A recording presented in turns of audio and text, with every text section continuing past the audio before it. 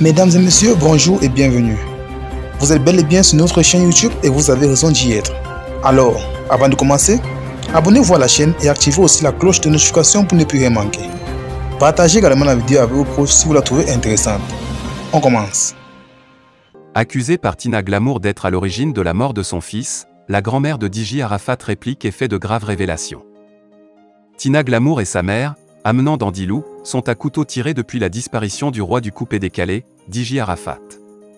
Cette situation dure depuis que Tina Glamour, la mère de l'artiste disparu, a traité sa génitrice, grand-mère de DJ Arafat, de sorcière, l'accusant d'être à la base de la mort de son fils.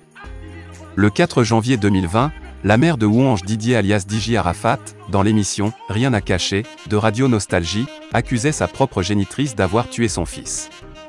En réaction, Amenant Dandilou, dans une vidéo publiée sur les réseaux sociaux, le mercredi 5 février 2020, s'est attaqué à sa fille.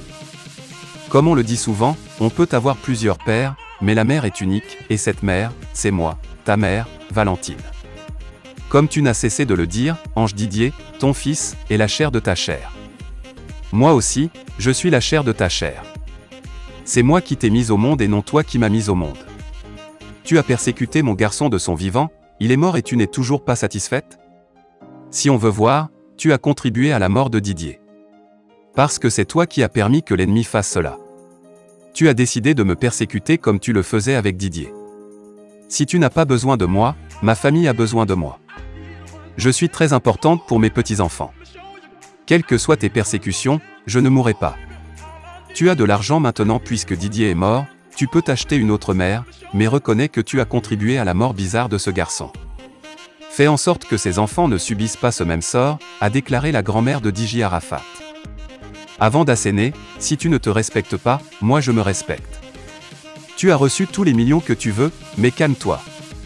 Je ne te réclame rien. Tu le maudissais parce qu'il ne te donnait rien. Tu es mon enfant, qu'est-ce que tu fais pour moi?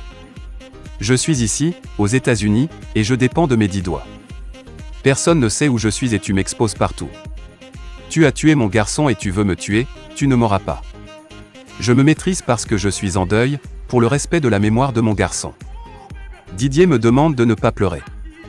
De grâce, le mal que tu as eu à faire à Didier, il faut t'en repentir.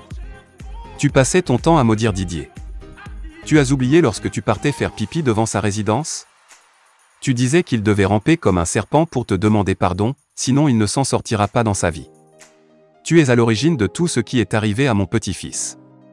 Il suffirait tout simplement que je me mette en colère contre toi, me mettre à te maudire et tu périras à la minute comme tu l'as fait à ce petit. Mais je ne le ferai pas, a fulminé Amenant Dandilou. À l'en croire, c'est en février 2019 que DJ Arafat l'a appelé pour lui dire qu'il voulait la rencontrer. Je veux te voir, j'ai envie de te voir. Je dis, mon Dieu. Tu m'appelles aujourd'hui. Il me répond, Mémé, même si je ne t'appelle pas, partout où je suis, tu es avec moi. J'ai eu pas mal de problèmes, mais dès lors que je pense à toi, tu es là partout où je vais. Tes prières m'accompagnent. J'ai dit à mon petit garçon, j'ai prévu de venir au pays mais c'est plutôt vers la fin de l'année ou en début d'année. Il me dit, Mémé, pardon, c'est maintenant que je veux te voir. J'ai besoin de toi près de moi. J'ai 3 enfants en France, je veux que tu connaisses mes enfants. Ils viendront passer les vacances. Je veux que tu arrives et tu resteras avec moi. Je vais te préparer une chambre. Je te veux auprès de moi, a-t-elle relaté quasiment en larmes. Et Amenant Dandilou d'ajouter, il m'a dit quelque chose qui continue de me faire réfléchir. Il m'a dit, Mémé, mes enfants sont tes arrière-petits-enfants. Je veux que tu fasses leur connaissance, je veux que tu les aimes comme tu m'as aimé. Je veux que tu veilles sur eux comme tu as veillé sur moi. Ils seront informés, on va tout mettre en ordre, on va en discuter pour que tu viennes. Néanmoins, je dois aller à Paris dans le mois de mai. Dès mon retour, je m'occupe de tout et tu vas venir. Voilà comment on s'est entendu par rapport à ce projet. Il fallait que je me prépare. Donc à partir de fin avril, j'avais arrêté de travailler. Il est revenu de sa mission, il m'a recontacté mais à chaque fois, c'est lui qui reportait. Si j'étais là plus tôt, peut-être que mon garçon serait encore en vie. Quand je partais d'ici, je ne savais pas que je partais enterrer mon petit garçon. J'ai vécu l'enfer, le dimanche 11 août 2019, note de la rédaction, a-t-elle confié. Elle a souligné avoir eu 5 enfants, mais a également éduqué 4 nièces et neveux.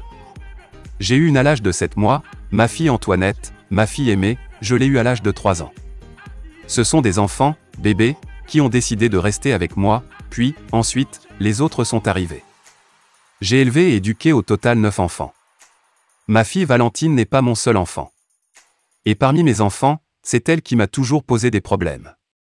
Je la considère comme la lourde croix de ma vie. Je ne parle jamais de mes enfants aux gens, même à ma famille, à plus forte raison en public. Après 1000 réflexions, je n'en peux plus parce que j'ai mal et j'en souffre. Peut-être qu'elle ne voit pas le dégât qu'elle cause à ma santé. Elle fuit la famille et c'est sur les réseaux sociaux qu'elle expose tout, a-t-elle regretté.